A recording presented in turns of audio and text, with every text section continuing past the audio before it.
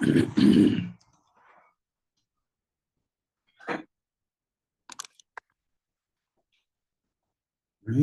عليكم ورحمة الله. عليكم السلام ورحمة الله.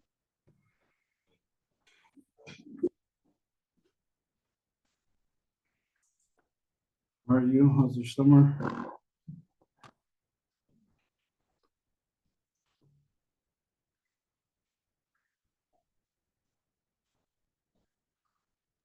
Alhamdulillah, it's really good. How's family doing?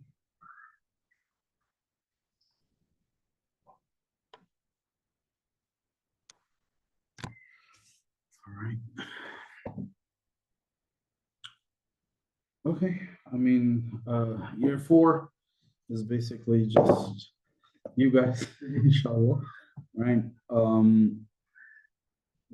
So what you have with me is Hidayat al-Nahu and Jalalain. One is basically just a continuation of where we stopped last year, right? And the other is a slightly more advanced version of At-Tuhfa, which you did last year, right?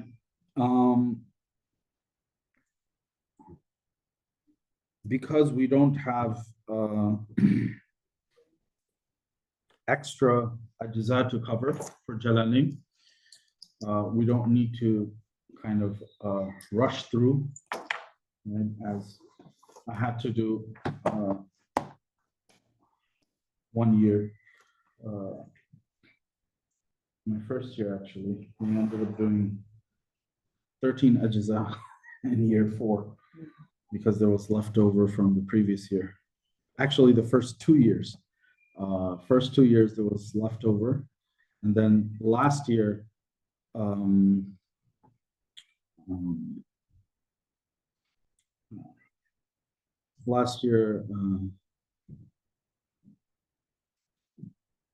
there, I think first 3 years, first 3 years, there was leftover.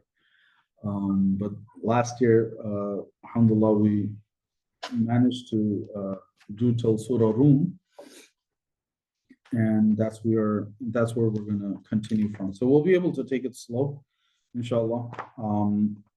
Ideally, if we are able to do about, probably 4 to 5 ajza by winter break, right? Because there's a long gap there. Winter break is 2 weeks. When we come back, it's finals for the fall semester. And, if we're able to get a good portion of it done by then, it makes it easier. And we're going to be able to finish by finals, inshallah, right? But like last year, prepping and translation. And this year, what I'm also doing with year 3 and what I'll also do with you guys is a little more comparative. So I think from every surah, if not every class, then maybe every other week, we'll look at a selection of ayat through other tafasir. So there's a website called tafsir.app, right? Which has a resource called Al-Bahith al-Qur'ani, basically like a hadith, not hadith, sorry.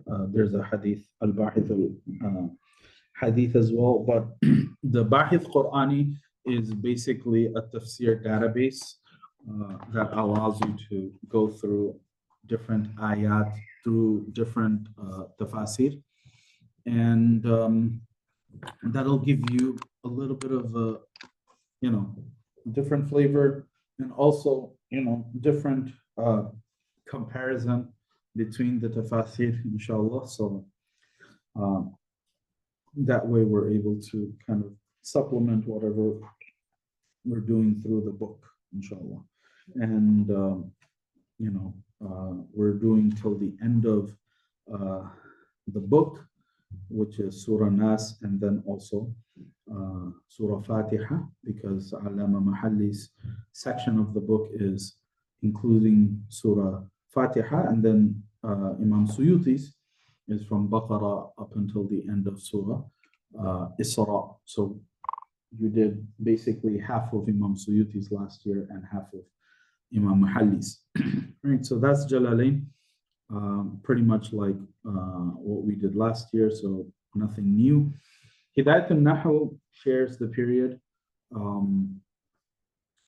with Jalalain. So we have basically class on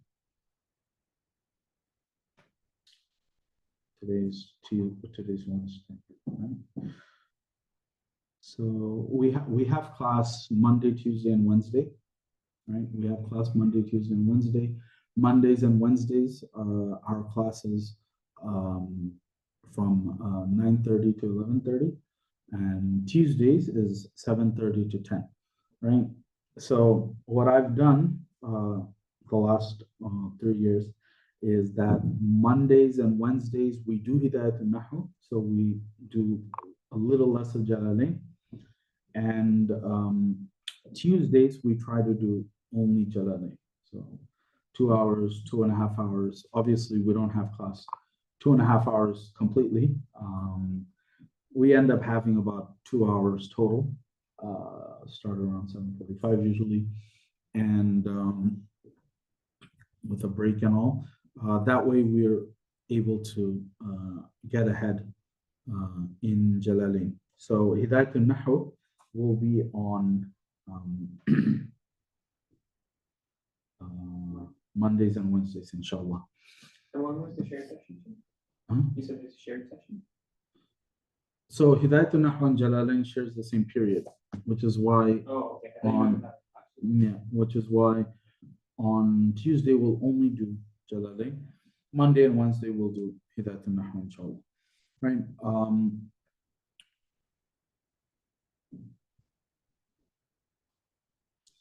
We'll get started with both books, inshallah, today, and we don't have class up until week after next, because the entirety of next week you're going to be in Sheikh Akram Nadwi's workshop on the Muqaddimah of Sahih Muslim. So even though the workshop is basically from 9 o'clock to 1 o'clock, on Tuesday, for example, we're not going to have our first period, right? And we'll just start off properly, inshallah, the week after. So for Hidayat al-Nahu, this is the 4th year, inshallah, that I'm going to be teaching it. And I kind of, try to do it differently every year to figure out what's kind of the best way to approach it. So a very simple comparison between Tuhfa and Hidayat al-Nahu is the amount of detail. As a matan, if you have the book open in front of you, if you look through, right, if you look through the book, not, including the footnotes, right, just the text of the book itself is comparable to the length of Tuhfa, right? Comparable to the length of Tuhfa if you just look at the matan itself, right? However, the matan is not necessarily dense, but has a lot, and it's not repetitive like Tuhfa. Tuhfa was, very simplified, simple, straightforward, and a lot of the rules, for example, were just kind of broken down repeatedly, right? So one year, for example, I tried to do the book primarily through the footnotes. The footnotes are not a direct translation of the matan, okay? The footnotes are not a direct translation of the matan. If you look at the title of the book, it says Ma'a As'ila wa Ajwiba, right? So basically, the book is translated in the form of questions and answers in English, in the form of questions and answers. So it's not a direct translation. Majority of it is directly translated, but it's in the form of a question and an answer, right? So 1 year, we tried to do it primarily through footnotes, very dry reading. And another year, we tried to do both. That took a lot of time. Last year, we did it just through the matan. So we read just the Arabic, translated the Arabic, and then when necessary, I refer to the footnotes. And I basically told the class, and this is what we'll do this year also, is that every section that we go over in class, you read through the footnotes on your own later, right? So the point of the book is to give you another round of experience with an Arabic grammar book. And Hidayat al-Nahu is considered more advanced than Ajrumiya and definitely more advanced than Tuhfa. Number two, it's going to add some extra rules, right? Number three, it'll kind of refine your understanding, right? Refine your understanding of grammar rules and concepts that you've started learning from year one, right? So because of that, I think it's not going to be necessary for us to read through all of the footnotes together, but I do expect you to read whatever number of pages that we do in class, even if it's a couple of pages per class or less than that. Just read through the footnotes as you read through the matan again, and then that'll fill in the gaps in terms of all of the extra details. Sometimes in class we'll read through the footnotes because it just explains certain sentences better. And again,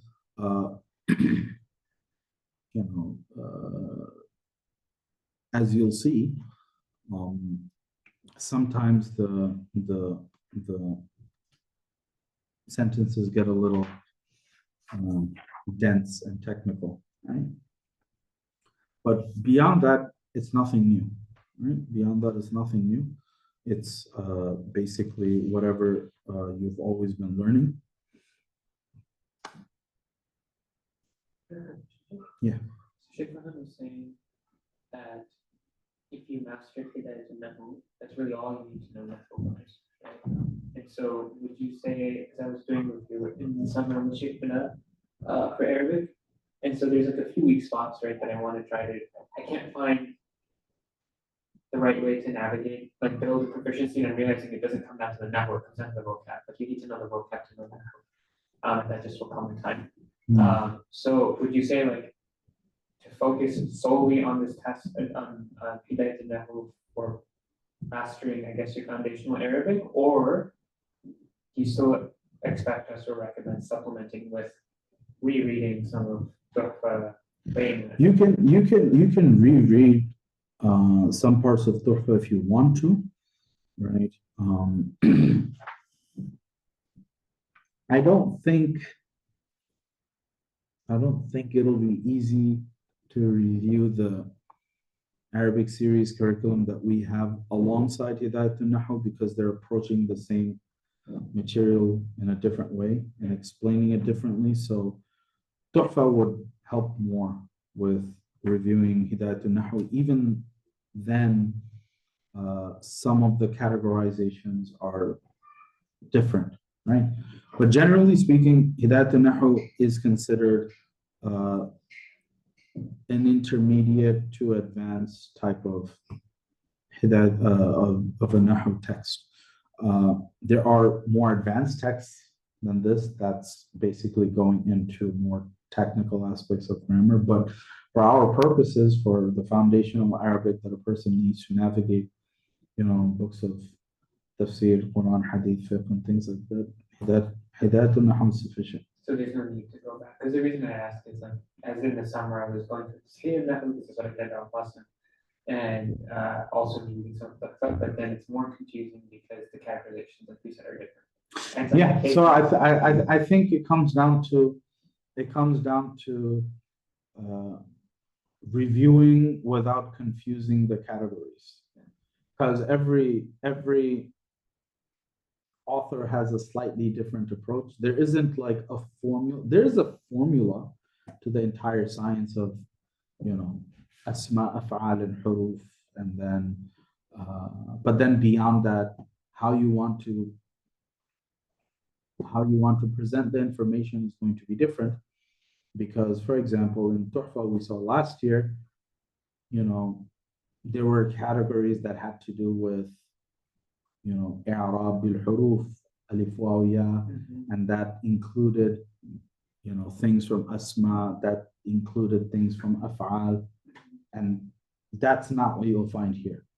Here, it's a very, very simple structure, but it's complex in its own way. But generally speaking, the entire book is divided into 3 parts. So you have the introduction, which is what we start with. After the introduction, you have the chapter of Asma, which is book 1. You have the chapter of Af'al, which is book 2. And you have the chapter of Huruf, which is book 3. And each one has its own subcategories. Within the chapter of Asma, you have, book 1A, which is Mu'arabat, all of the Mu'arab. Within Mu'arab, you have Marfu'at, Mansubat, Majrurat, right? And then that's the end of book 1A. And then you have book 1B, which is the Mabni, Asma al-Mabni. And then after that's finished, you have like a conclusion of book 1. And then you get into book 2. So it's, you kind of see how, it kind of just branches off, and then it comes back to go into another direction, right? The af'al section in this book is longer than what we did in Tuhfa. And Tuhfa was just a couple of pages, right? The majrurat in this book is also longer than the couple of pages in Tuhfa. And, the af'al section that you do in this book is not like Saf, right? It deals with the things which af'al need to do, or you need to consider when it's interacting with Asma, basically. So whatever is necessary for you to know of af'al through Nahu, that's what's mentioned here. It doesn't go over the rules of, families 1 to 10, all of the different abwabs and things like that, right? Which is what you guys did in Saf, right? So for the most part, the book is going to be just a review, and there is going to be practical application in the sense that as you read through Jalalain, as you read through other books, some of the stuff will just come up and you remember what you've done here. Right? As you're reading it, nothing should necessarily seem like, well, this is different. We should know most of it, and there will be exception cases there. Yeah, so I think the trick for the most part is to just remember that even if the categorizations are different, they're still the same things. So, Tuhfa and Hidayat al-Nahu are different in some major ways, and it's more or less based on how the stuff are just presented and put together, right? But at the end of the day, the things in and of themselves are still the same. There's no change in the foundations, right? It's just all the stuff on top. Okay. Sorry, one last Yeah. thing. So from the bottom, maybe we can talk about this at the end, but like, given there's only 2 of us, I know, so for Jalalain, we were prepping, sometimes we were, but sometimes we were just reading it. So like, do you recommend? Hidayat al-Nahu is going to be the same, right? Like sometimes I'll just read. But generally speaking, Hidayat al-Nahu, you're not going to have to do that much prep, in the sense that some pages are going to have just a few lines, right? So even if you prep 2-3 pages, that's going to be sufficient. Sometimes we might get through just 1 page, because as we go through the book, the details get more and more, and we'll have to do the matan alongside the footnotes in class, right? So generally speaking, you don't have to worry that much about mutala'a for Hidayat al-Nahu, but a page or 2 is sufficient to begin with. Jalalain,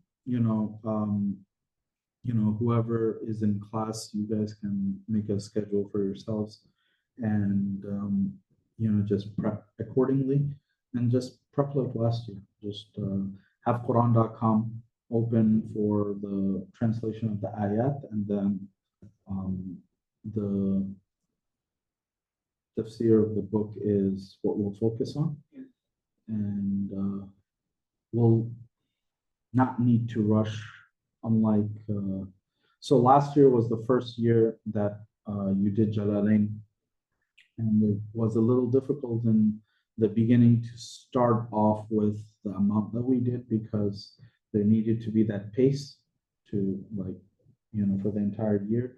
But you have basically an entire year's worth of practice, so it's just a continuation of that. Anytime it's necessary for me to jump in, I'll jump in, inshallah. Other than that, if you are going to be in class, then you can let each other know how much you can prep, or if you would prefer to just read yourself on the days that you're here versus not. So that way it kind of evens out. And however way you. Maybe I'll talk to Zainab after. It'll probably be similar to last year, because by the second half it was only the two of us anyway.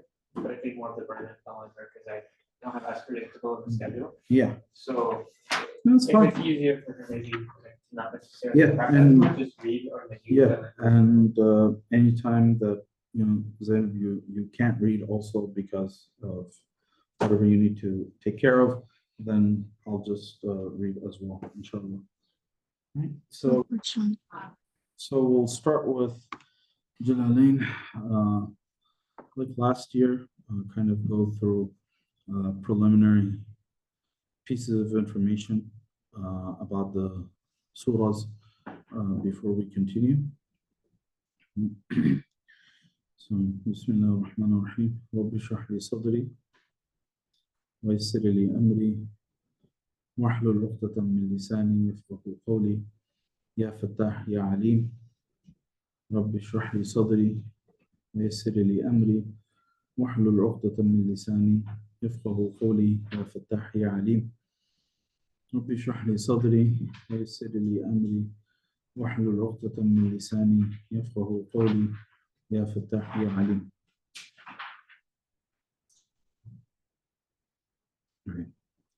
Bismillahirrahmanirrahim. So we ended at Surah Ar-Rum, which is the 30th Surah of the Quran, right? So this is on page 598 according to my copy of the book. You guys have it slightly different, right? But basically from Surah Ar-Rum. Surah Rum is a Makki surah known as such because of the beginning verse of the surah, right? You can kind of pin down when the surah was revealed, because it coincided with the war that was happening between the Byzantines, between the Eastern Roman Empire and the Persian Empire, right? And it was revealed at the first loss of the Roman Empire to the Persians during the time of the Prophet ﷺ, and some territory was taken over by the Persians. And this led to not necessarily a sense of loss, but the idea of the Roman Empire being a brethren of sorts, because they were also Ahlul Kitab. Does that make sense? Even though they were Trinitarian Christians, basically, they were seen more as people who lost their way, but their foundation was still, somewhat of the teachings of Isa alayhi salatu wasalam. So Allah subhanahu wa ta'ala, consoles the Prophet sallallahu alaihi wasallam in the community that they will be able to basically take back their territory, and which is what ended up happening anyway, right? It's a Makki surah, so it focuses on evidences for the oneness of Allah subhanahu wa ta'ala and the falsehood of shirk, right? Talks about Ba'ath, talks about resurrection, and reward in the hereafter. And of course, it focuses on the battle between the Romans and the Persians, right? And the eventual victory of the Romans that will happen in the future, right? And Allah subhanahu wa ta'ala's orders to the Prophet on standing firm upon the message, and prohibiting him from following the path of the mushrikeen, right? And various other,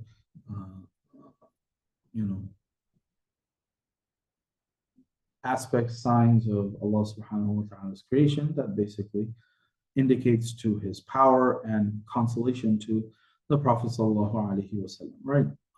What we would consider to be the usual list of topics that you might find in a Makki surah, right?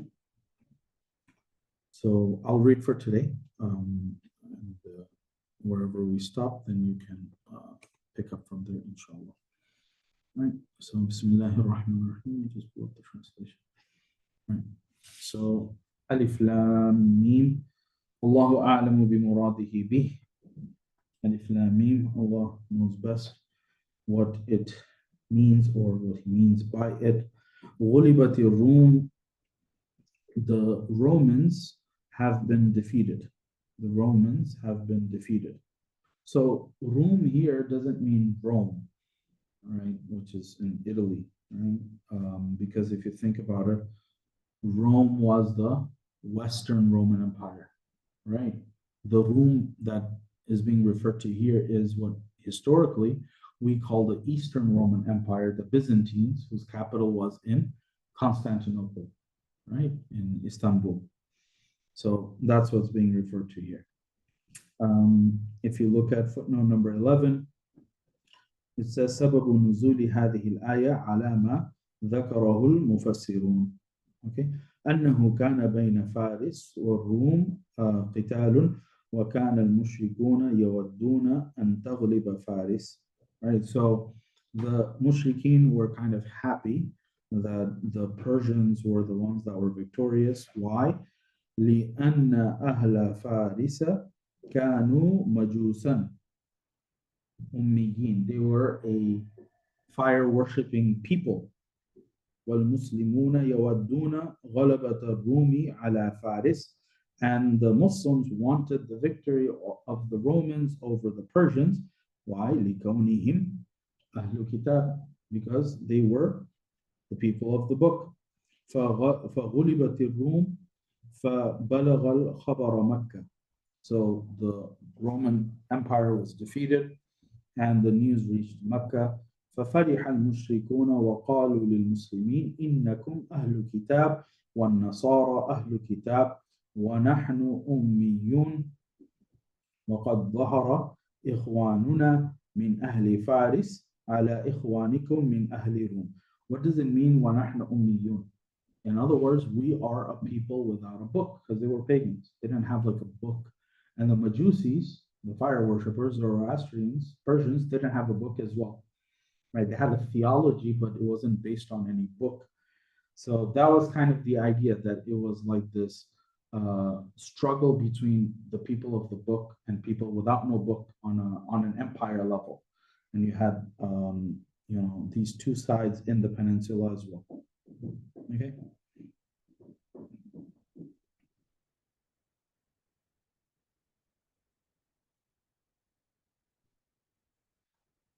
Okay, so this ayah was revealed as a way of consoling the Prophet ﷺ, and then we know historically that within a couple of years the Romans were actually able to reclaim their territory that they lost to the Persians, and even kind of push into Persian territory. So غُلِبَتِ الرُّومُ, the Romans have been defeated. وَهُمْ أَهْلُ الْكِتَابِ, they were people of the book. غَلَبَتْهَا فَارِس, right? The Persians overpowered them. كَانُوا مَجُوسًا, as it says under. وَلَيْسُوا أَهْلَ كِتَابِ, and they were not people of the book. بَلْ يَعْبُدُونَ الْأَوْثَانِ, but rather they would worship idols. فَفَرِحَ كُفَّارُ مَكَّةَ بِذَلِكَ, the people of Mecca were very happy. وقالوا للمسلمين نحن نغلبكم كما غلبت فارس الروم. So they said to the Muslims that we will overpower you just like how the Persians overpowered the Romans. Right. في أدنى الأرض. So غلبت الروم في أدنى الأرض. That's the flow of the ayah. So في أدنى الأرض, in a nearby land. Khattab's translation, in a nearby land. He has a footnote which says it could also mean lowest part of the earth. That's if you kind of do the literal translation, right? So in a nearby land, which meant geographically the defeat happened close to where the Prophet ﷺ was. أي أقرب أرض الروم إلى فارس, right? So closer to the land of the Romans to the Persians, بالجزيرة, in the Jazira, or in relation to the Jazira, which some say is referring to Mesopotamia. How would you know that when it says Edna, it's referring to closest or nearby? Because it literally translates as the lowest. Is it because it is also the lowest, or? It's more of geographically where it ended up happening. So if you think of historically, the Persians, controlled up until kind of the Sham region, basically. So you had the Persians on the east, and then you had the Eastern Roman Empire to the west of the peninsula, right? It's called Eastern Roman Empire because the Western Roman Empire was the one on the other side, right? So in between the Persians and the Romans, you had basically two Arab tribes that were considered clients. They were buffers. So they had the Ghassanids, the Ghassanid tribe, Ghassan tribe was the client tribe of the Romans. The Lakhmids were the client tribes of the Persians. In other words, they were two Arab tribes that lived in between the two empires, right? They kind of served as buffers, right? So the Jazira, the Mesopotamia, that's the modern day Iraq region, right? That's where the battle took place. And the Romans were pushed back, and the Persians advanced and took some of the Roman lands as well, right? Which is iltaqa fiha al-jayshan. So the two armies had met in that region. Okay? The two armies had met in that region. Sorry, if you're back about the whole point of Edna, so are you saying because literally the closest part was also the lowest part, or Yeah. So because any lower than that would be the peninsula, right? Because the Sham area, the Levant area, which is where basically Syria and all that are, is directly in between Europe and Asia, basically, right? That region, because the peninsula goes down further. And we know that the Persians and the Romans never really went down in that direction, or never tried to go down in that direction. So technically, it's not Edna, it's not close. So that's why it's translated as near, Okay. right? Near land. If you look at footnote number 13, it says Al-Muradu bil-Jazira ma bayna Dajla wal-Furat, right? So between the Dajla and the Euphrates River, right? وَلَيْسَ الْمُرَادُ بِهَا جَزِيرَةُ الْعَرَبِ. And by Jazira, we don't mean the Arabian Peninsula. Right? وَالْبَادِئُ بِالْغَزْوِ الْفَرْسُ. And the fighting began, or the beginning of the fighting was by the invasion, by the fighting of the Persians. Okay. Wahum, and Allah says, this is yet to come. وهم أي الروم من بعد غلبهم أضيف المصدر إلى المفعول. And they, meaning the Romans, after their defeat, من بعد غلبهم, after their defeat, أضيف المصدر إلى المفعول. So the masdar is made mudaf to the maf'ul. The masdar is made mudaf to the maf'ul, which is ghalaba. That's the masdar, and the maf'ul is the word hum. Ghalabihim is basically putting the masdar with the maf'ul together. Okay. So, and they, after their defeat, will be sayaghlibun, will be victorious. Okay. So أضيف المصدر إلى المفعول. So غلب as the masdar is mudaf to the maf'ul, which is the ضمير هم, أي غلبة فارس إياهم, the overpowering of the Persians overpowering of them, إياهم, of them. That's what happens. That's what happened now. سيغلبون, they will soon be victorious. Farisa, over the Persians. So they're defeated for now, but they will be victorious eventually. When will this victory happen? When will this victory happen?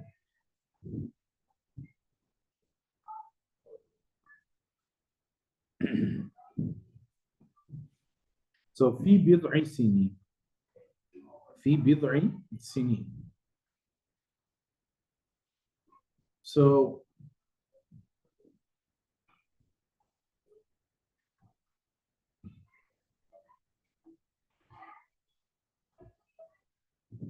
Khattab has a footnote where he talks about this particular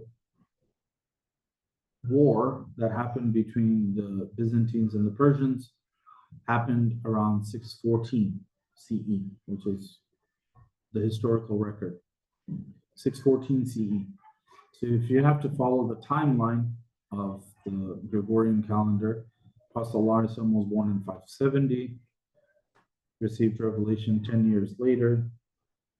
So within the first half of the Meccan period, this preliminary defeat happened, right? So his footnote says 8 years later, and this is actually mentioned in the footnotes here as well. If you look at the last line of footnote number 11, the counter battle where the Romans defeated the Persians. Some say it happened on the day of Hudaybiyah. Others say it happened on the day of Badr. All right. So Khattab says 8 years later. That's basically the time of Badr, right?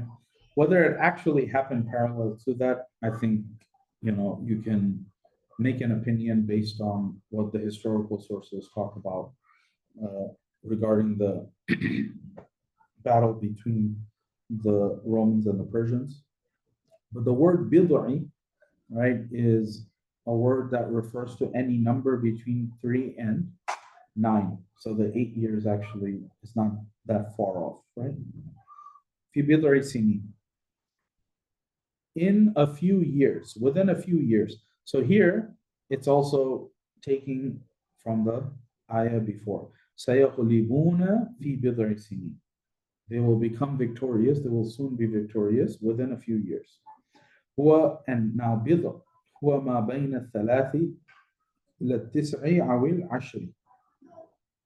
بِضْع is basically what is between numbers 3 to 9 or even 10. فالتقى الجيشان في السنة السابعة. So the two armies met again in the 7th year من الالتقاء الأول, from their first meeting. So this is where Khattab's footnote comes in and one of the opinions of the footnote in Jalalain where it talks about Badr, right? Because if the first battle happened in 614 CE and the Prophet received revelation in 610, that's the 4th year of the Meccan period of 13 years, right? 4th year of 13 years. So you had the remainder of the Meccan years, and then in the 2nd Hijrah, you had Badr happen, right? So why are they saying, I know there's opinion, but are we saying that Imam Suyuti's opinion of it being in the 7th and Khattab's in the 8th? Is that why it's the 7th? No, I mean, Khattab is basically saying that if you know, Khattab says it happened in Badr because he's saying that the part 2 happened when Badr was happening between the believers and the Mushrikeen of Mecca, and there was kind of a parallel victory. There was a victory on both sides. Sorry, the difference between 7 versus 8. I understand. No, it's just how you're counting the years from the first meeting till the 2nd. It still falls within Bidr Sinin. So وَغَلَبَتِ الرُّومُ Faris, and in the 2nd meeting, the Romans overpowered the Persians. Okay. لِلَّهِ الْأَمْرُ مِنْ قَبْلُ وَمِنْ بَعْدُ. To Allah belong the matter before, and to Him belongs the matter after. Khattab translates it as the whole matter rests with Allah before and after victory. Okay, so this Amr is Allah's hukam of victory and defeat. Right? وَتُعِزُّ مَن تَشَاءُ وَتُذِلُّ مَن تَشَاءُ. Right? Allah gives izzah, respect, and Allah disgraces. Right?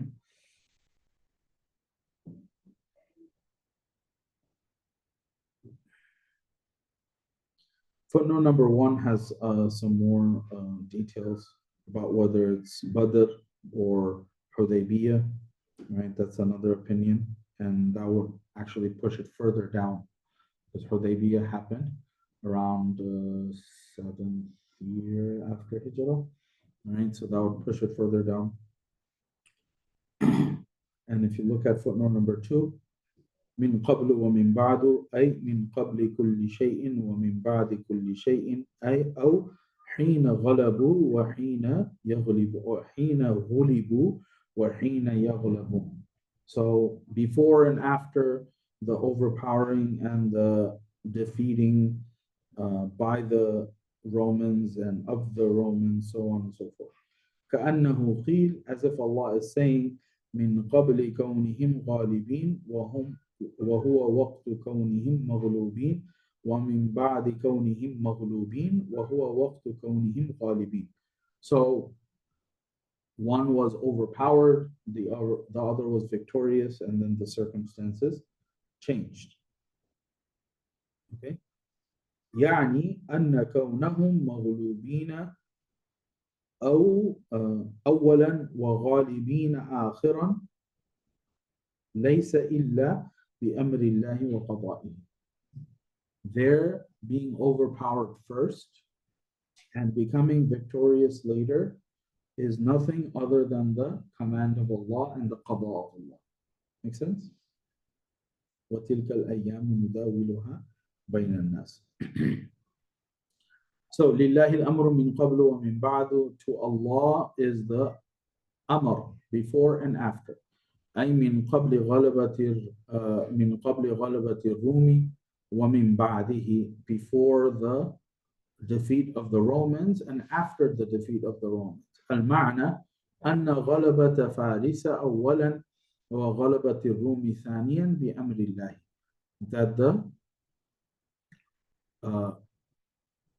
That the overpowering, the victory of the Persians first and the victory of the Romans second was by the hukm of Allah, by the intent of Allah. وَيَوْمَئِذٍ أَيْ يَوْمَ تَغْلِبُ الرُّومُ يَفْرَحُ الْمُؤْمِنُونَ. And on that day, meaning the day the Romans will overpower the Persians, يَفْرَحُ الْمُؤْمِنُونَ, the believers will be happy, because Allah is talking about this at the moment of their defeat, at the moment of the defeat of the Romans. So the victory is projected. And that victory will happen بِنَصْرِ اللَّهِ, with the help of Allah. إِيَّاهُمْ عَلَى فَارِسٍ, the help of Allah to them, to the Romans, على فارس, over the Persians. وَقَدْ فَرِحُوا بِذَلِكَ, and they were happy with that. In other words, the believers were happy with that. So footnote number 4, for example, mentions a narration from Tirmidhi. This is on page 599. Footnote number 4, كذا روى الترمذي أنهم ظهروا عليهم يوم بدر وفي معالم التنزيل. This is Allama Baghawi's tafsir. أنه ظهرت الروم على فارس يوم الحديبية. Romans were victorious over the Persians on the day of Hudaybiyah. وذلك عند رأس 7 سنين من اللقاء الأول, and that was after 7 years, their first meeting. وقيل, and it's been said, كان يوم بدر, the second meeting and the victory of the Romans happened on the day of Badr. ثم إنه قرأ ابن عمر وأبو سعيد الخدري والحسن رضي الله عنهم غلبت الروم. This is a قراءة. So instead of غلبت الروم, it says غلبت الروم بفتح الغين واللام. وسيغلبون بالضم. So the meaning, if you were to read it this way, would be أن الروم غلبوا على فارس, that the Romans were victorious over the Persians. وهم من بعد غلبهم سيغلبهم المسلمون في بضع سنين. And the Romans, after their overpowering of the Persians, they will be defeated. So سيغلبهم المسلمون, the believers will defeat the Romans in a couple of years. فغلبهم المسلمون ثامنة الهجرة, and the Muslims did defeat them in the 8th year of the Hijrah في غزوة موتة. ويؤيده, and this reading is supplemented by ما رواه الترمذي عن أبي سعيد. Tirmidhi has a narration لما كان يوم بدر ظهرت الروم على فارس ونزلت ألف لام ميم غلبت الروم ففرح به المؤمنون. قال هكذا قرأ نصر بن علي غلبت الروم. والتوفيق بين القراءتين. Okay, now you have two possible qira'at with two possible timelines. It's not referring to the same thing. So how do you do mutabiq of both? أنها نزلت مرتين. The ayat was just revealed twice, once in Mecca and once in Medina. So مرة بمكة غلبت بالضم ومرة يوم بدر, which would make it a Madani because it's after Hijrah بالفتح. Make sense? So if you say غلبت الروم, it's Makki because the initial battle happened when the Muslims were in Mecca and the Romans were defeated. In which case, سيغلبون means the Romans will overpower the Persians in a couple of years, which is what happened later. If you read it as غلبت الروم,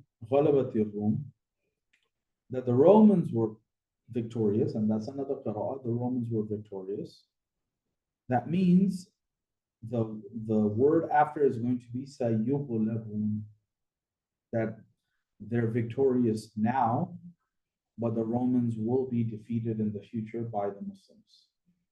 In that case, the fa'il of that would be the Muslims, which is what happened because the Romans eventually was defeated by the Muslims in Ghazwa Mu'tah as mentioned here. Right? So it's not the same two subjects, it's two different subjects, Roman Yeah. Persian and Muslim. Yeah, exactly. Right. So it depends on how you read it. So it's غلبت الروم سيغلبون or غلبت الروم سيغلبون. Right. In which case it's going to refer to the Romans and the Muslims. So can you elaborate what you said, Sheikh, about them? Did you say the same ayah was revealed twice in different qira'at? Yeah, that's one of the big possibilities. Okay, it's a possibility, not a confirmation. But the thing is, like, we do have in Ulum al-Quran, there's the very probable scenario of an ayah being revealed twice for the same type of incident.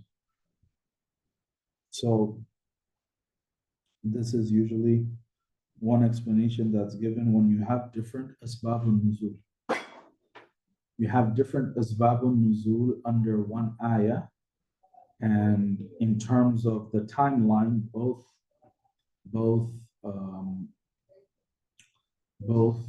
incidents happened at separate moments, had separate times and far apart, for example. So one possibility is that Allah reveals a verse after the second incident and it covers both.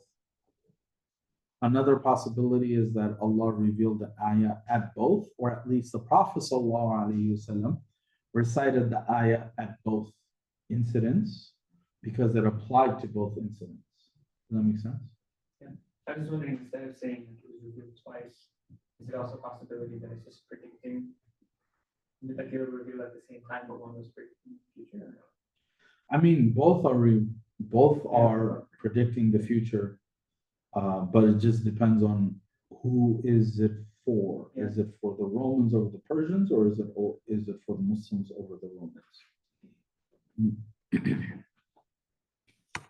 So, وَقَدْ فَرِحُوا بِذَلِكَ, when this was revealed, they were happy, the believers were happy.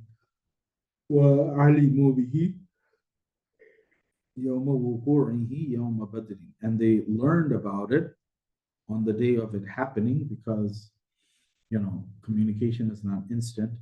They learned about it on the day of it occurring, and it was the day of Badr. بِنُزُولِ جِبْرَائِيلَ بِذَلِكَ فِيهِ, by the coming down of Jibreel alayhi salam regarding it.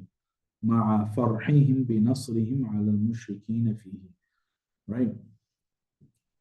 And Jibreel alayhi salam came down, right? مَعَ فَرْحِهِمْ, with their happiness, بِنَصْرِهِمْ عَلَى الْمُشْرِكِينَ فِيهِ, alongside the help against the mushrikeen, because the angels were also present in Badr to help against the mushrikeen of Mecca. So at that time also Jibreel alayhi salam informed them. يَنْصُرُ مَنْ يَشَاءُ, Allah subhanahu wa ta'ala aids or gives victory, helps whom He wills. وَهُوَ الْعَزِيزُ, and He is mighty, الْغَالِبُ الرَّحِيمُ, merciful, بِالْمُؤْمِنِينَ, regarding the believers. وَعَدَ اللَّهِ, this is the promise of Allah. Right? وَعَدَ اللَّهِ, this is the promise of Allah, or a promise of Allah. And wa'ada is masdar, and it is badal min al-lafzi bi-fi'lihi, and wa'ada Allah is a badal of the actual verb. So the implied wording of the ayah, wal aslu, is wa'adahumullahu an-nasra. Wa'adahumullahu an-nasra. Allah promised them regarding victory. And la yukhlifu Allahu wa'ada, Allah does not go back on His promise. Allah does not fail in His promise. Bihi, regarding it. وَلَكِنَّ أَكْثَرَ النَّاسِ أَيْ كُفَّارُ مَكَّةَ لَا يَعْلَمُونَ, but the majority of people, meaning the kuffar of Makkah, do not know. وعده تعالى, they do not know the promise of Allah بنصرهم, with regards to his help of them, meaning the help to the believers. يعلمون, they don't know, the mushrikeen do not know about the promise of Allah, because يعلمون, they only know ظاهرا من الحياة الدنيا, the worldly affairs of life. Mufti Taqi says they know something only superficial of the worldly life. ظاهرا, superficial of the worldly life. So they don't know the reality, لا يعلمون, they don't know the reality of the promise of Allah, which is to help the believers, because what they do know is only the superficial nature of the world. أي معاشها, معايشها, meaning they only know regarding livelihood, من التجارة, from business, والزراعة, and crops or harvest, والبناء, and building, والغرس, and cultivation, وغير ذلك, and other than that. They know how to live in this world, how to maximize benefit, so on and so forth, but they don't know the reality of the life of this world, the reality of the promise of Allah, and so on, because their hearts are closed off to it. وَهُمْ عَنِ الْآخِرَةِ, but regards to the hereafter, هُمْ غَافِلُونَ, they are oblivious, they are negligent. Right? And إِعَادَتُهُمْ, the repetition of the ضمير hum, ta'keed, is for ta'keed, is for emphasis. Because you could just say وَهُمْ عَنِ الْآخِرَةِ غَافِلُونَ, it would still mean the same thing. Or وَهُمْ غَافِلُونَ عَنِ الْآخِرَةِ. Obviously, that's not said because the ending of the ayat are kind of maintained by having, the muta'alliq bil khabar come before the mubtada, right? So وَهُمْ عَنِ الْآخِرَةِ غَافِلُونَ would have been also sufficient, but having the whom repeat is ta'keed. Okay. أَوَلَمْ يَتَفَكَّرُوا فِي أَنفُسِهِمْ, do they not think about themselves, لِيَرْجِعُوا عَنْ غَفْلَتِهِمْ, so that they can return from their negligence, from their obliviousness, as Khattab translates that. مَا خَلَقَ اللَّهُ السَّمَاوَاتِ وَالْأَرْضَ وَمَا بَيْنَهُمَا إِلَّا بِالْحَقِّ. Allah did not create the heavens and the earth and whatever is between them both except through haqq, or with a purpose, with a just cause. وَأَجَلٍ مُسَمَّى, and he created both and everything in between for an appointed time. أَجَلٍ مُسَمَّى. لذلك تنفي عند انتهائه, because it will be destroyed, or it will, تفني, it will cease عند انتهائه, at its end. وبعده, and after that would be البعث, resurrection. وإن كثيرا من الناس, but indeed the majority of people, and this is referring to the kuffar of Makkah, like kuffar of Makkah, بِلِقَاءِ رَبِّهِمْ لَكَافِرُونَ, are, with regards to the meaning of their lords, kafirun, they are disbelievers. أي لا يؤمنون بالبعث بعد الموت, they don't believe in resurrection after death. أَوَلَمْ يَسِيرُوا فِي الْأَرْضِ, why don't they believe in resurrection after death? Don't they travel in the world? Don't they travel in the land? فَيَنْظُرُوا, and they see كَيْفَ كَانَ عَاقِبَةُ الَّذِينَ مِنْ قَبْلِهِمْ, what the end was of those destroyed before them. The end of those before them, مِنَ الْأُمَمِ, from the nations, وَهِيَ إِهْلَاكُهُمْ, and they وَهِيَ إِهْلَاكُهُمْ, and they were destroyed بِتَكْذِيبِهِمْ رُسُلَهُمْ, because of their rejecting of their prophets.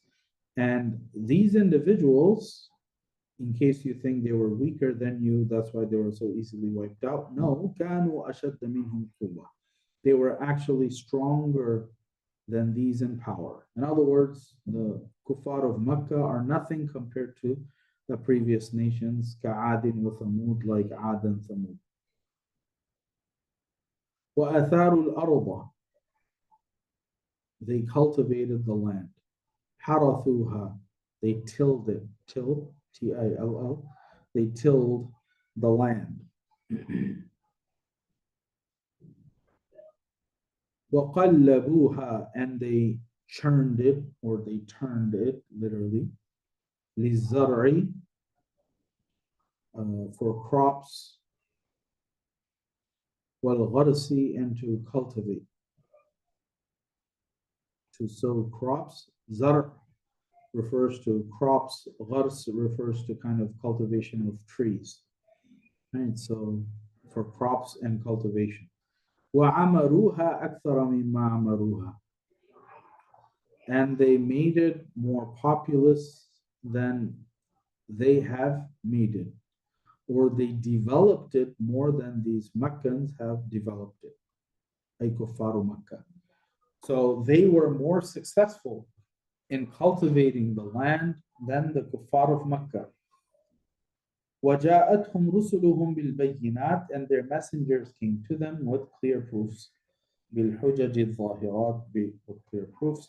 فَمَا كَانَ اللَّهُ لِيَظْلِمَهُمْ.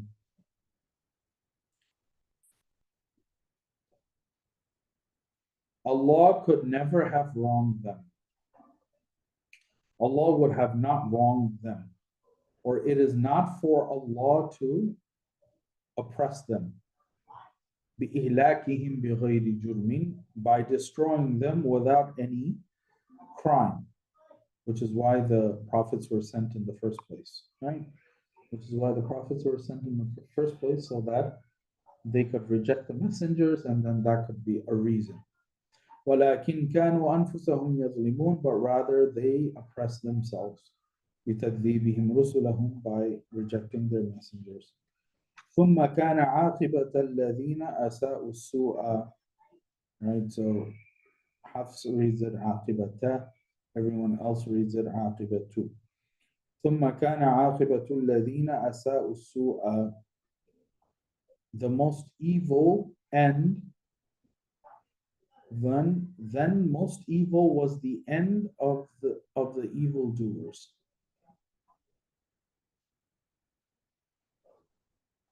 Mufti Taqi says, the end of those who did evil was evil. Asa'u as-su'a. As-su'a is ta'neeth of the word aswa, which is basically a synonym of the word aqbah, which means the worst. And as-su'a has to be mu'annath because aqibata is mu'annath. And asa'u as-su'a is the khabar of kana, when aqibatu is rafa. So asa'u as-su'a is the khabar of kana. If you take the word aqibatu as rafa, because in that case it will be the ism of kana.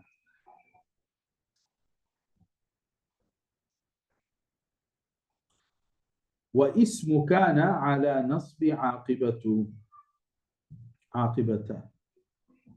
Right. أساء السوء is going to be considered the ism of kana when you have عاقبة as mansub, which is what Hafs reads it as. ثم كان عاقبة الذين أساءوا السوء. Basically, it's خبر مقدم مبتدا مؤخر. So ثم كان أساء السوء عاقبة الذين. Right? In which case أساء السوء is going to be referring to والمراد بها جهنم.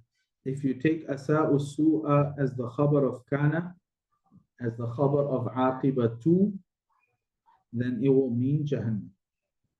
وَإِسَاءَتُهُمْ, and أَسَاءُ السُّوءَ will mean their evil actions. إِسَاءَتُهُمْ will mean their evil actions. when you take أساء السوء as the اسم of كان and عاقبتا as the خبر of كان, which is the قراءة of Hafs. Does that make sense? Where does it say in the last one? It just says, what is that? I mean, if you look in the footnotes, right? No, but it's giving you the two possible meanings based on whether you take it as the khabar of kana or the khabar of kana, as the ism of kana or the khabar of kana.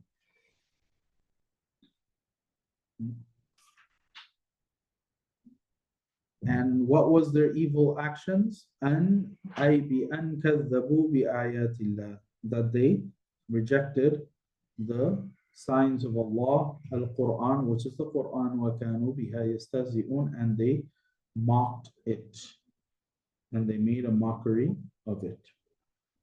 Okay. Can you recap that? So it said, "Thumma kana aqibatu alladhina asa'u," means that their end is Jahannam. That makes sense. And if you read it as عاقبة الذين أساءوا السوء, which is how we read it in Hafs, you have to take عاقبة as the khabar of كان because it's mansub. In which case أساءوا السوء would be the ism of كان. So basically you are going to translate it as and their evil actions, right?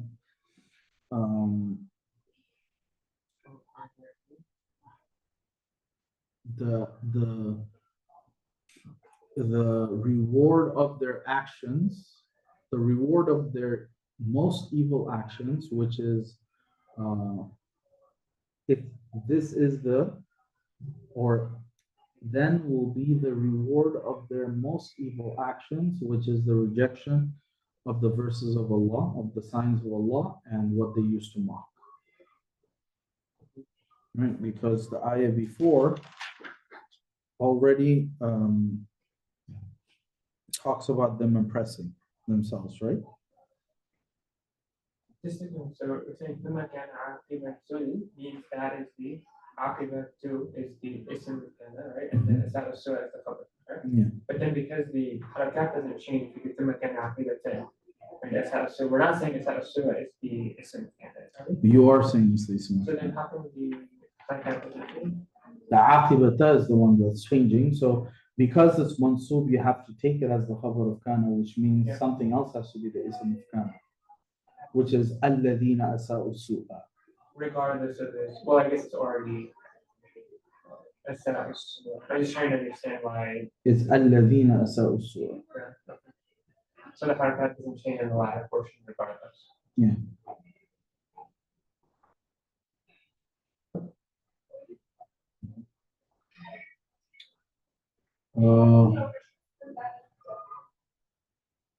Let's take maybe a couple of minutes.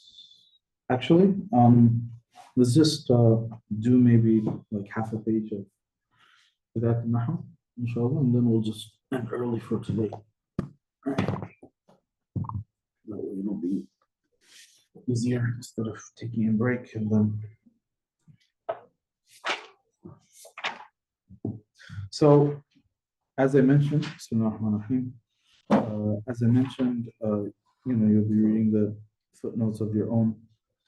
You'll be reading the footnotes on your own. So there is some interesting pieces of information in the beginning of the book. Kind of talks about, the formation of the science, right? If you remember, we did the same thing in the beginning of Tuhfa.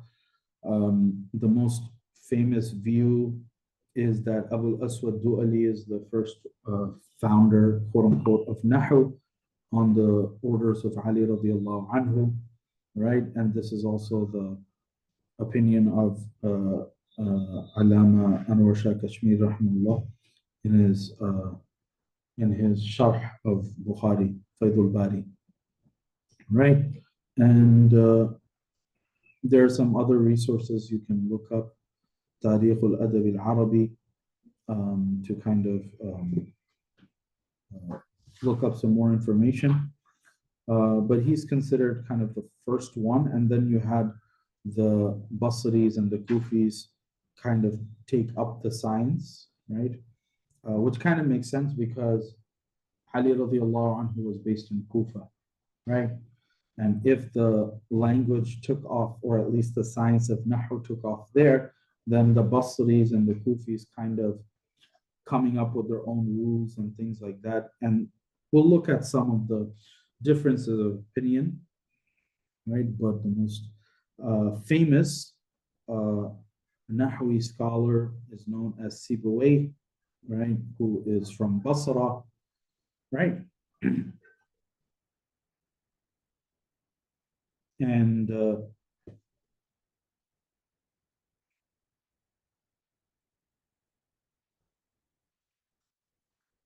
they kind of develop their own rules and things like that based off of the sources that they use to create these rules, right? But again, we're not going to go into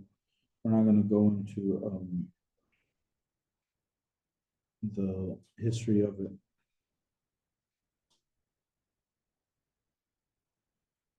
So this particular book itself has some debate over who the actual author was, right?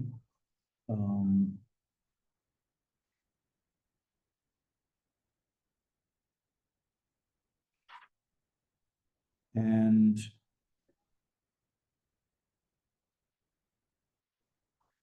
Allah knows best. So I'm not going to get into that. You can read through the introduction, right?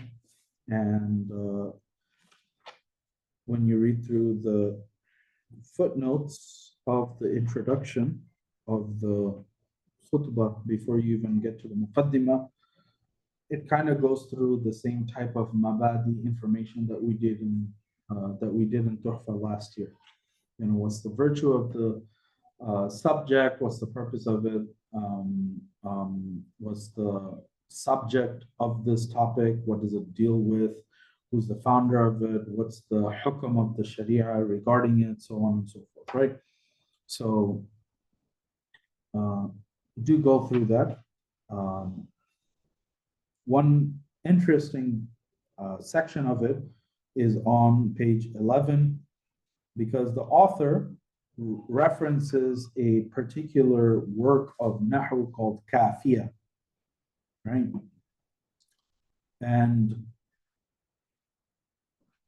Kafiyah is considered one of like the ultimate books of Nahu that you study even after Hidayatul Nahu, right? So Hidayatul Nahu is kind of based off of Kafiyah, and Kafiyah has like a companion book, Shafiyah, in Saf, right?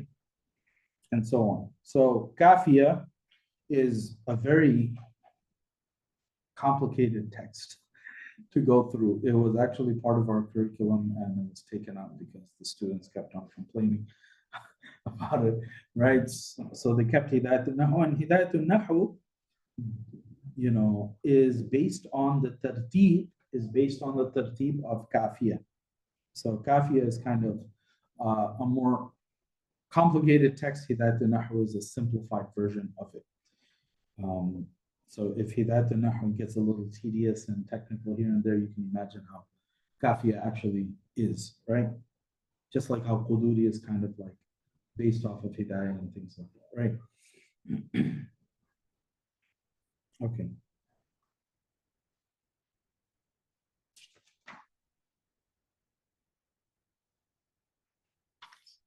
All right. So let's get started from page 12. This is the Muqaddimah. Bismillah ar-Rahman ar-Rahim. Rabbi shrah li sadri wa yassir li amri wahlul 'uqdatan min lisani yafqahu qawli ya fattah ya alim. Rabbi shrah li sadri wa yassir li amri wahlul 'uqdatan min lisani yafqahu qawli ya fattah ya alim. Rabbi shrah li sadri wa yassir li amri wahlul 'uqdatan min lisani yafqahu qawli ya fattah ya alim. So as mentioned, we're going to go through the Arabic, and the review is primarily going to be through the matan. So we'll look at the footnotes when we need to, but however much we cover today, read through the footnotes later. If you have any questions, bring it up in the next class and we'll go over the questions, right? But this way you'll get some practice in just reading and translating, right? So I'll read as well. Bismillahirrahmanirrahim. Amma al-muqaddimah. So as for the preface, introduction, ففي المبادئ التي يجب تقديمها لتوقف المسائل عليها. So in the mabadi, in the preliminary information, are those things that are necessary to be brought forth, يجب تقديمها, necessary to be brought forth, لتوقف المسائل عليها, in order for the learner to be aware of it. توقف, in order for the asker, the seeker, in order for the masail, the person who is going to learn, in order for them to know about it beforehand. So in this muqaddimah, you have 3 fusul. وَفِيهَا فُصُولٌ ثَلَاثَةٌ. You have 3 muqaddimas, you have 3 fusul in this muqaddimah. So one thing you'll notice in the Arabic itself is these brackets, these parentheses, these brackets. So this particular iteration of the book was put together by a scholar from England, right? His name is Muawiyah ibn Mufti Abdul Samad, right? He's the one who kind of put together this entire book in the form of questions and answers in the footnotes, right? And supplementary information. What he also did was go through the Arabic text and to add these sections and clarifying words and points in the original text. The original text, if you were to take out the brackets, would make a lot less sense, right? It's just lines and lines and lines and lines, and basically, you know, you are connecting dhamir to something that passed like 3 lines ago. Right. Even though it was fairly categorical, it just felt like. I mean, Tuhfa is like nothing, because Tuhfa is like, you know, Tuhfa is like paragraphs and, you know, it's like sectioned off sentences and things like that. If you were to look at Hidayatul Nahu, you know, as like the old school books used to have it, it's a little difficult. Actually, if you look at any manuscript, almost any book, it's literally just Because blocks and text. yeah, because you're supposed to know what the author is saying and what the author is referencing, Yeah. without like paragraph breaks and things like that. So here, the benefit of this book is that in the Arabic text, all these bracketed pieces of information really break down this run-on pages, right? So for example, تعريف علم النحو.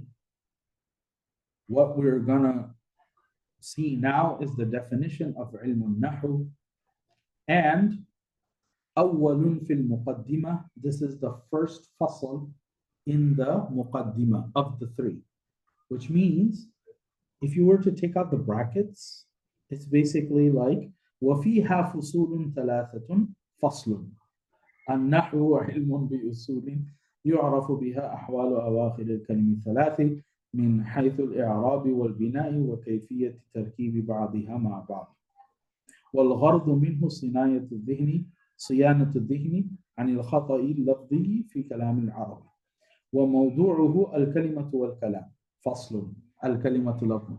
So you get how it can easily make you get lost. Does that make sense? So him kind of sectioning off, breaking them apart, makes it easier for us to actually go through the text, right? So the first one, the first fasl of the muqaddimah gives us the definition of ilm al-nahu. Again, something that we did in Tuhfa last year. Nahu is the ilm of usul. The Nahu is the knowledge of rules yu'rafu biha, through which you recognize, through which it is recognized, the ending of the words, the hal, the condition of the end of the words, the condition of the end of three words, which is asma, af'al, and huruf, and also min haythu al-i'rabi wal bina'i, in terms of them being mu'arab and mabni, because you have to recognize whether a word is going to take an i'rab or not. Wa kayfiyatu, and their make up, tarkibi ba'diha ma'a ba'din, and their make up when they are structured together. Tarkib, murakkab, when they are put together. So when you have asma, af'al, and huruf put together, or asma and asma put together in a sentence, how do they interact? What type of i'rabs do they have? Simply put, nahu is knowing the rules of what the end of a word is going to be. And that's going to be dictated by whether it's asma, af'al, and huruf. If it's asma, is going to be further dictated by whether it's mu'arab or mabni, and then also how they are going to interact with each other, right? So, غرض علم النحو, the purpose of علم النحو. والغرض منه صيانة الذهن, and the purpose of it is to train the mind عن الخطأ اللفظي, from making any mistakes, any verbal mistakes, في كلام العربي, in the Arabic language. موضوع علم النحو, what is the subject of علم النحو? وموضوعه الكلمة والكلام. The subject of علم النحو is words and sentences, kalima and kalam. Single words and sentences. So, al-kalimatu wa aqsamuha, words and the types of words. This is the second fasl of the muqaddimah. Faslun thanin fil muqaddimah. This is the second fasl of the muqaddimah, is about words and their types. Al-kalimatu lafdhin wudi'a lima'na mufradin. A word is a meaning which has been coined, wudi'a, which has been coined, C-O-I-N-E-D, which means to make a word to convey a meaning. وُضِعَ لِمَعْنَى مُفْرَدٍ. So a word is coined to give a meaning, to give a single meaning. Generally speaking, because you could have one word give two meanings, but that's usually based on context, right? So, if you think of certain phrases,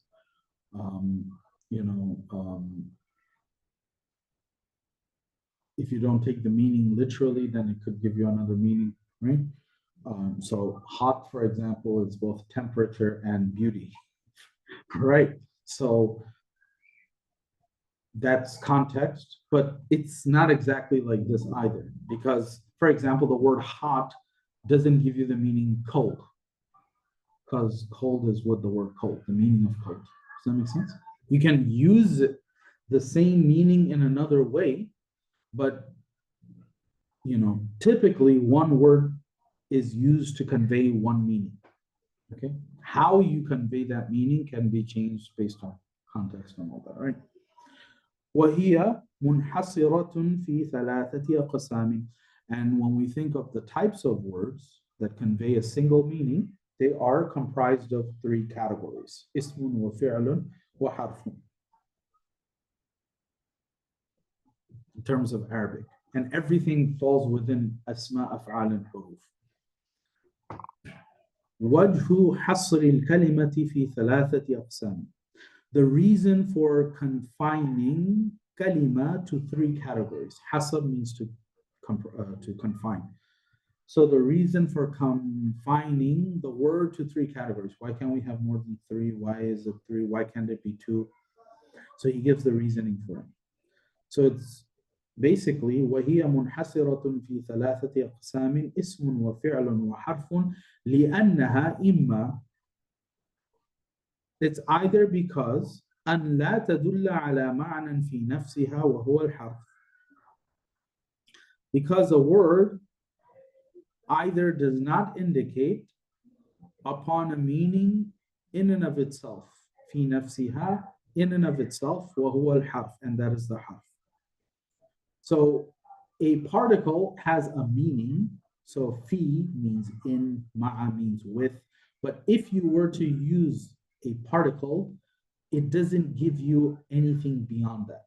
That's what we mean by ma'anan fi nafsiha. Does that make sense? So harf does not indicate towards a meaning in and of itself, which is why it's called harf. And then in Tuhfa, it said basically harf is like tarf because it kind of comes at the edge. So on. أو تدل, or a word indicates على معنى في نفسها, upon a meaning on its own by itself. However, ويقترن معناها, its meaning is connected بأحد الأزمنة الثلاثة, with one of the three times, past, present, future, in which case the meaning that is connected to one of the times is going to be considered a fi'l. So madi, mudari, and istiqbal, basically. أو تدل, or a word is going to indicate على معنى في نفسها, on a meaning on its own, ولم يقترن معناها, but its meaning is not connected to بأحد الأزمنة, to any of the times, which is ism. Again, stuff that we did in Tuhfa last year. So now that has been defined, it goes into some clarification. So haddul ismi, the ta'rif, the definition of ism, أنه كلمة تدل على معنى في نفسها غير مقترن بأحد الأزمنة الثلاثة. It is a word that indicates on a meaning on its own, in and of itself, without being connected to one of the three times. One of the three times. So this brings up like a question. If you kind of look at footnote number 11 and you look at the note under footnote number 11, Ismul fi'l is a certain type of noun, but it's also a type of fi'l. Where does that fall? That's going to come up later. So, you know, small tidbits, information like that is very beneficial, which is going to come up in the af'al section, because you have the ism fa'il, ism maf'ul, ism fi'il, ism tafdil. They're both asma and af'al. There's like there's bain category, right?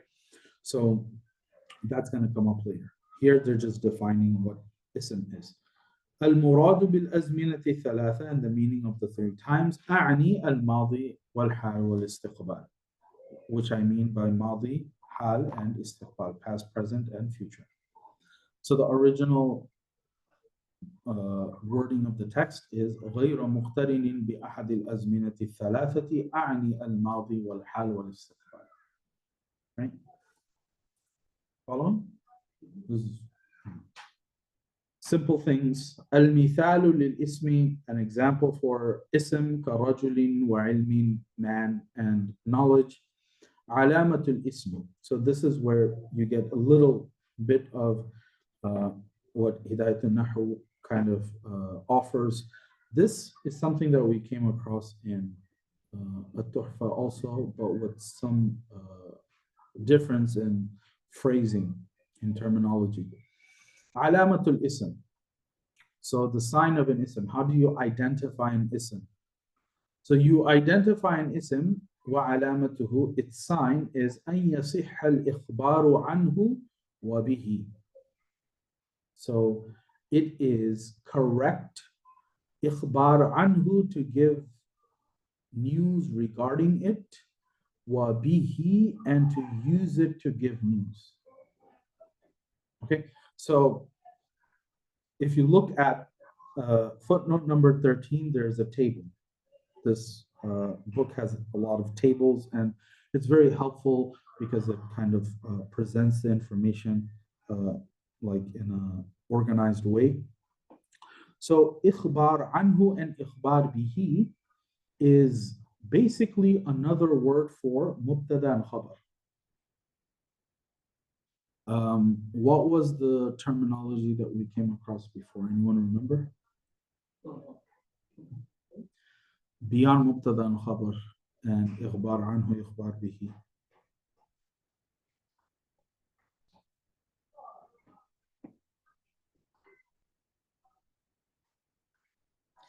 Maybe it didn't come up.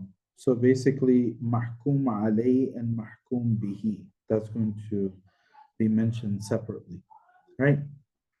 Because it comes up on the next page.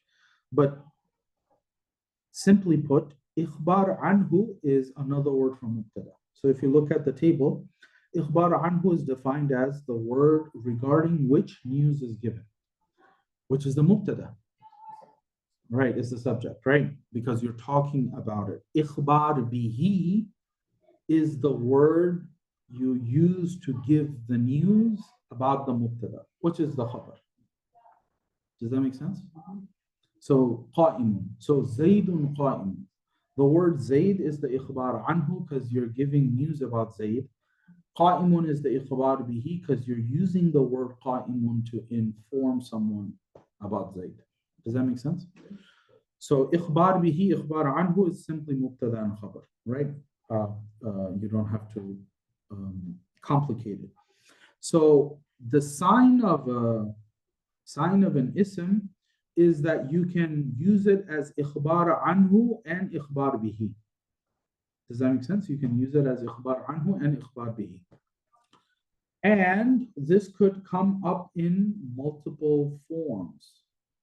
So for example, Zaydun qa'imun. Zaydun qa'imun.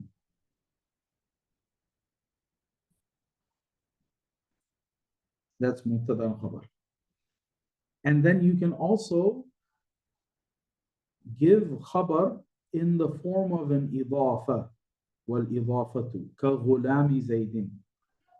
So if you say غُلَامُ زَيْدٍ, you are giving news about the servant of Zayd and about Zayd. وَدُخُولُ لَامِ التَّعْرِيفِ. By the entry of a lam of ma'rifah, like the word ar-rajul. وَالْجَرْ وَالتَّنْوِينِ. Basically jar majrur, like بِزَيْدٍ.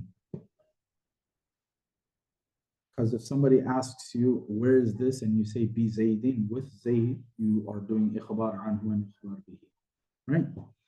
وَالتَّثْنِيَةُ وَالْجَمْعُ.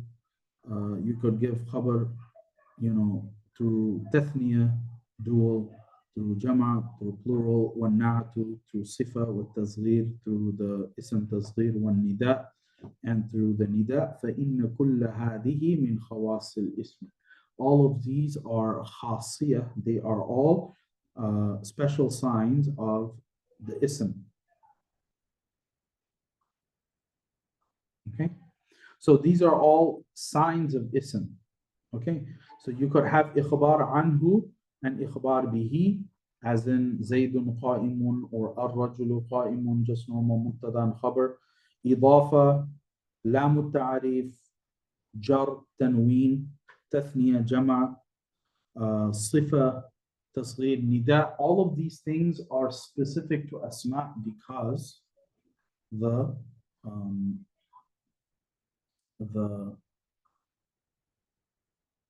af'al either don't have it, or if they do have it, it's slightly different.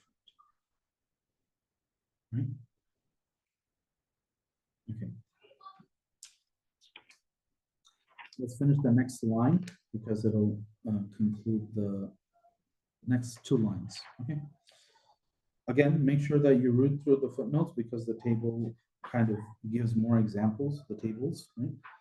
So, وَمَعْنَى الْإِخْبَارِ عَنْهُ. So the author, he drops this definition of أَنْ يَصِحَّ الْإِخْبَارِ عَنْهُ وَبِهِ.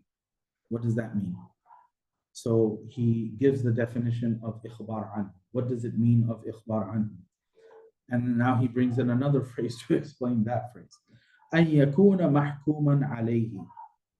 إخبار عنه, the meaning of إخبار عنه, the meaning of إخبار عنه is that it could be محكوم عليه. The meaning of إخبار عنه is that it could be مفعول, it could be محكوم عليه. What does that mean?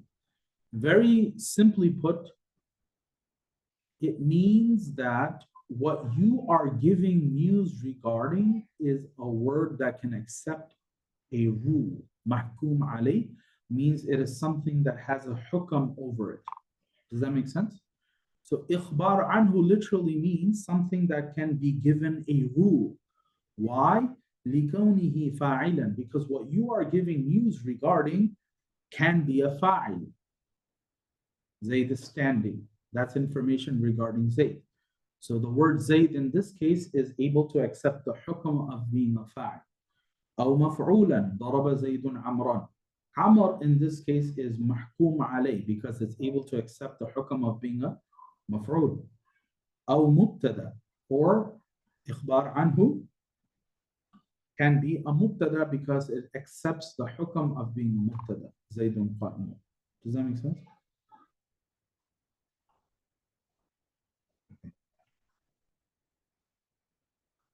So the mahkum alayh can either be fa'il.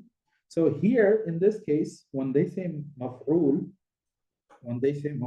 they're referring to the na'ibul fa'il, right? Not the actual maf'ul.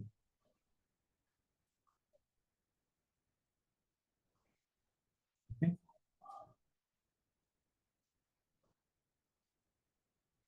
So the na'ibul fa'il is essentially a maf'ul, right? We talked about this in Tuhfa last year, right? Because when you say Duriba Zaydun, Zayd was hit.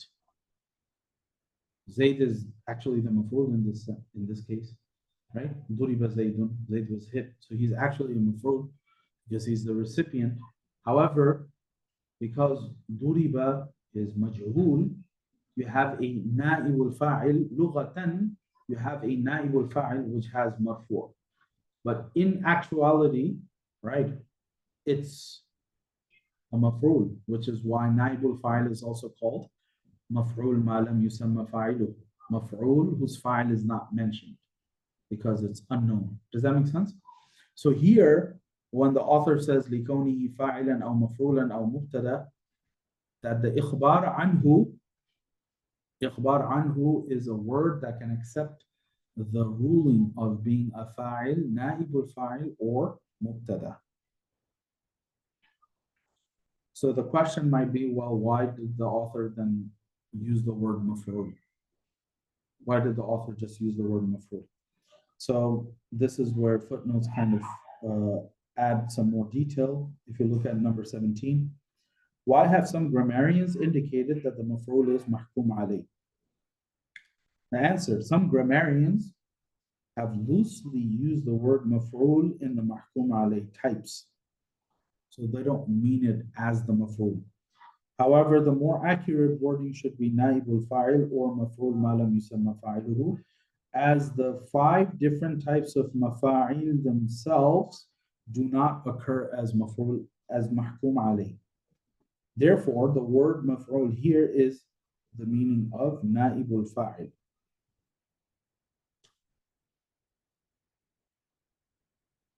Okay. So simply put, إخبار عنه is the thing regarding which you are giving news, and it is the thing that can accept the ruling of being a fa'il, naibul fa'il, or mubtada. Last line, وجه التسمية للاسم. The reason for the name of ism. ويسمى اسما لسمو على قسيميه. Right? This is something that we did in Tuhfa last year also, right?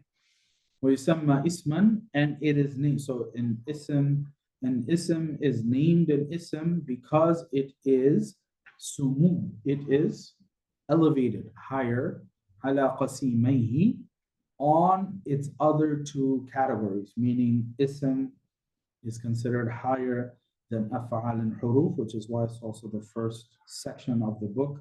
Typically, لا لكونه واسما على المعنى. All right. لا لكونه اسما على المعنى واسما على المعنى, not because it indicates upon a meaning, because wism is wism means a sign which indicates. Okay, so an ism is not called an ism because it indicates to a meaning. Rather, an ism is called an ism because of sumu, because of it being higher in the category of words than af'al and huruf. Okay. So that's Hidayatul Nahw. For the most part, it's fairly easy. There are some sections that are like very tedious and you kind of just go through them. You don't necessarily memorize every detail that you come across, but it's good to know because awareness helps you understand other concepts better, or at least the mechanics behind how certain types of sentence constructs works and things like that. But for the most part, it's easy reading. Can someone get the 95? So like, it technically is the fire of the sentence system form, even though it's not for the meaning. But what are the other signs?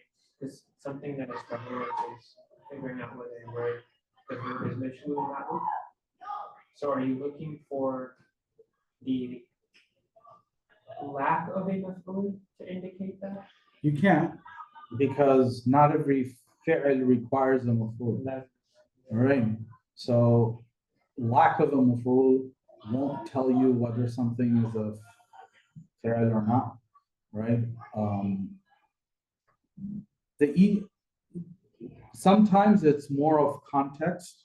You always need to know the meaning. Like there's no way to figure it out without that. Because if something doesn't make sense as a ma'ruf, or the way it's phrased makes more sense as a majhul, then that's the indication, right? Or basically, the lack of maf'ul would indicate to something majhul if the fi'l doesn't need a maf'ul. Right, because fi'l lazim needs just a fa'il, and if it's majhul, then that could just be, the reason why it doesn't have a maf'ul, because it doesn't need a maf'ul. So just to summarize, like to get better at that specific skill, it's not as formulaic as other parts of math. You basically need to know for this in particular. Yeah. جزاك الله. وبحمده سبحانك اللهم وبحمدك أشهد أن لا إله إلا الله أستغفرك وأتوب إليك. السلام عليكم ورحمة الله وبركاته.